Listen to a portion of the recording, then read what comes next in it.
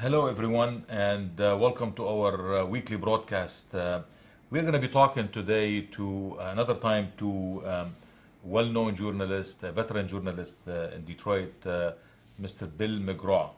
Bill McGraw worked for the Detroit Free Press for 37 years, right? Correct. And he just recently retired from the Free Press, actually A few years ago. Retired from the Free Press, and he was, active also in so many other projects. One of them, he was hired in last May, to contribute as a contributing editor to the Dearborn Historian, a quarterly magazine that's published by the Dearborn Historical Commission. That happened last May, and he worked on two editions actually. The second edition did not see the light yet. Not yet. As a result of the last edition, he was fired. Do you know who fired you? I don't know who fired me. You don't know who fired. Okay. I know that it's probably one of two people. Yeah. Either Mayor O'Reilly or Jack Tate, who is the curator of the Dearborn Historical Museum. Now we're going to talk about why you were fired. In the second edition that he worked on, he wrote an extensive review of Henry Ford anti-Semitism history, which spans over like 100 years ago. And in this article that Bill McGraw wrote for the Dearborn Historian, in fact, the Dearborn Historian magazine or quarterly has only 230 subscribers. The members of the museum. The members of the museum. So it was only going to be read by 230 subscribers, maybe. But since they fired Bill McGraw and they stopped the publication from going out to the subscribers, it appeared on the New York Times, and now the entire country read the Dearborn Historian and his article. Also, it appeared in other publications on Deadline Detroit. You can read a full article on Deadline Detroit, and Right. so far more than 50,000 people have done that. Now, just for the viewers and the listeners, I want you to, if you don't mind, tell us a little bit about what have you done in here? Why this article was so important to come out, at this time? At this time, right? And because I'm going to read what the mayor said to the New York Times. Right. I felt, and so did a couple people who I discussed this with, that because a couple people like who? friends of mine who are journalists, Okay. for their opinion about whether it's proper and appropriate and all that. And so I knew that from reading about the history of Ford and anti-Semitism, that in 1919, January of 1919, he started publishing the Dearborn Independent. Mm-hmm. And then within about a year and a half, he had turned that into a platform to attack Jews. Mm-hmm. And he did for like almost 2 years straight. Every issue had at least one large article saying that Jews are taking over the world finance system. Jews are taking over baseball. They're taking over jazz. They're taking over liquor distribution. All sorts of crazy theories. And that goes in line with what was happening in Germany at that time, or? Well, no, I think at first that this is just Henry Ford. Henry Ford did not like Jews, and he hired people to put out a paper that was the way you communicated in 1920, of course, or 1919. And the paper before he bought it, it had existed for a few years, but it was a very sleepy paper. Almost no one read it in Dearborn. So Ford took this little tiny local paper and made it a nationwide paper. Mm-hmm. Their circulation was almost 1 million after a while, because he had people, his his people in his showrooms throwing the Dearborn Independent into Model Ts as people drove them out of the garage. And so it was a very well-known magazine back then, and he used it. Was it a newspaper or a magazine? I'm sorry, I'm calling it a magazine, but it was a weekly newspaper. Weekly newspaper. And it was very controversial because of his attacks on Jews. President Taft, President Wilson, all sorts of famous people, Jewish and non-Jewish, signed petitions, made speeches, and attacked Henry Ford and attacked this paper. So Ford stopped it in about 1924. Then he started it again, and then somebody sued him for libel. He ended the paper. He kind of apologized, but he said he didn't know that there was any anti-Semitic content in the paper. It was his people, his lieutenants, who were doing it. Nobody believed him. So he was really kind of made fun of back then by both average Americans and also the intelligentsia. That's 1924. That was by 1927 is when the Dearborn Independent went out of business. That's before Dearborn was created by the same Henry Ford. Exactly. Exactly. Two years later, 2 years later, he created Dearborn, what we know today. Exactly. But tell me one thing, Bill. Why did you have to write it now? Okay, well, so the peg, as you say in the newspaper business, why do you write something? It's the 100th anniversary, but just because it was the 100th anniversary, that might not have been enough. But in doing research for the story, I found that the things that Henry Ford and his people put out in the 1920s are circulating very heavily on the websites and the online forums of hate groups. So Henry Ford, according to an expert who I interviewed, is like a living, breathing person to haters in America. And people who don't just hate Jews, too, by the way, probably people who hate a lot of different people. And so so he is a living, breathing icon of hate to a lot of people in America. Most white supremacists. Exactly, right now. exactly. And so Who they hate everybody not white. Right, exactly. And so you're not included, by the way. It's okay. You're white, okay. So anyways, so that was a reason too. That's why it's going on right now as we speak. Although most people don't know it because we're not on hate sites. But so it's going on today, and also the rise in anti-Semitism and hate groups or hate incidents against lots of different minorities, including Arab Americans, has risen so much in the last couple of years. So I think we have three really good reasons of things that are going on today. 100th anniversary of the publication. Right. He acquired the publication on January 1919. That's when he first started publishing it under his name. Yes. So he acquired it in 1919. Correct. And January. And now it was 2019, which is 100 years later, and that was one reason. The other reason is the rise of white supremacy and so many people taking his publication and whatever he dished out in his publication and republishing it from the beginning and keeping it on websites and stuff like that. And what's the third one? The third one is that that the rise in anti-Semitic incidents and hate incidents against all sorts of minorities in America. In the last couple of years, look what happened at the synagogue in Pittsburgh in October. So, that was when I was planning out this issue in October when the thing happened in the synagogue. So I thought this was really the appropriate time to do it. All right, can you tell us a little bit, like maybe a couple things that stands out in the history of Henry Ford, anti-Semitism? Sure. Well, one to me was the biggest surprise was seeing how much alive he is today. So that was a big surprise. And I knew some of the outlines of the story, but I learned a lot, of course. And one of the things and this is the most disturbing thing by far about Henry Ford, is that even experts and biographers who are pretty sympathetic to Ford overall, no one denies that he influenced Hitler. That his writings... That's what I said at the beginning. His writings in the 1920s, excuse me, and it wasn't just the newspaper. His people took the content of the newspaper and put it together in 4 books, and the books are called The International Jew.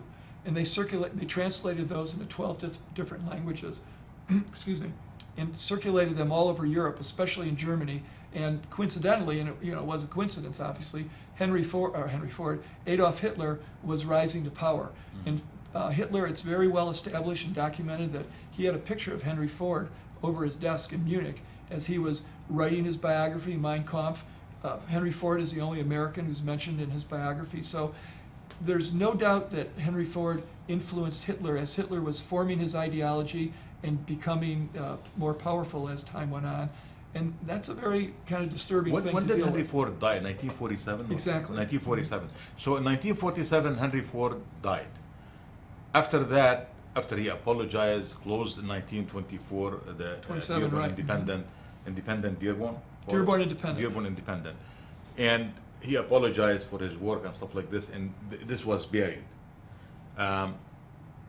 Is Ford today upset with you about bringing this Ford subject Motor? up? Yes, Ford Motor. Probably not, because as my story details, the Ford family and Ford Motor, almost as soon as Henry Ford died in 1947, they've gone out of their way to support Jewish causes and some Israeli causes, I believe, Of course, and doing things for the Jewish community.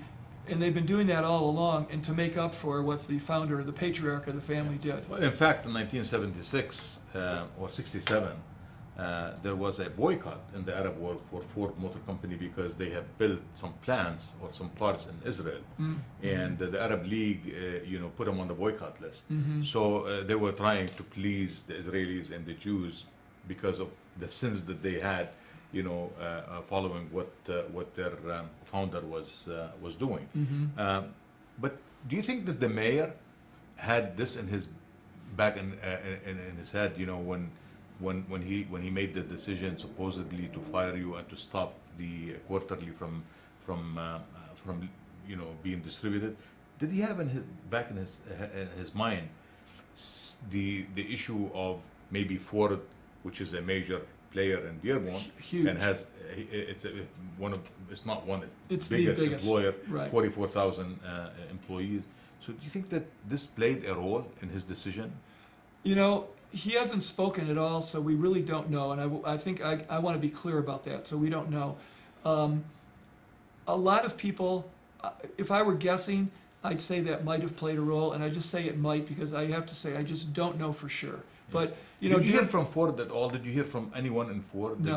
Did anybody in Ford make a statement? No, no one has complained to me except for a couple people who are sympathetic to the mayor, and that's all. Yeah. And What did they say? They thought they thought it was a little harsh, and why are we doing this now? And they kind of copied what the mayor said, that we're all about inclusion in Dearborn, and so. Well, I want to read something that the mayor was quoted in the New York Times article, which came out after Saturday. after, It came out online Saturday morning. It was in Yeah. Sunday's paper. Right. So. So Mr. O'Reilly said that given Dearborn's ethnic diversity now, it is about 1/3 Arab American. It was irresponsible to present Mr. Ford's offensive opinions. And then this is a direct quote from the mayor in the New York Times. It was, quote, it was thought that by presenting information from 100 years ago that included hateful messages without a compelling reason directly linked to events in Dearborn today, this edition of the Historian could become a distraction from our continuing message of inclusion and respect, the mayor said in a statement released Friday afternoon. What's your I think, actually, I think Dearborn residents are mature enough to handle something like this. No one's quibbled with the facts of the article. In fact, what I did was, I did as much research as I could, and I brought together what a lot of people who have studied Ford for many years have done. So I'm not a historian, I'm a journalist. And then in the magazine, which people aren't going to see, we have a list of about 13 or 14 books that people could read, virtually all of them in the library, at the Henry Ford Memorial Library on Michigan Avenue. So, any of his books in the historical museum? Not in the historical museum, but in the library, in the Ford collection, inside the Henry Ford Memorial or Centennial Library. There's the International Jew book is in there. Three of the four volumes. What about the museum? I don't know what they have in the museum. What do they have in the museum for Henry Ford? Anything? They have the online. I did a lot of my research in there. All the Dearborn Independents are online in microfilm, or not a microfilm, but they're captured on somehow in there. Well, when you go to the historical museum, you don't see anything about Henry Ford's anti-Semitism. You're greeted by a statue of Orville Hubbard. Correct. But when you go inside the museum, you do not see anything about Henry Ford history, right?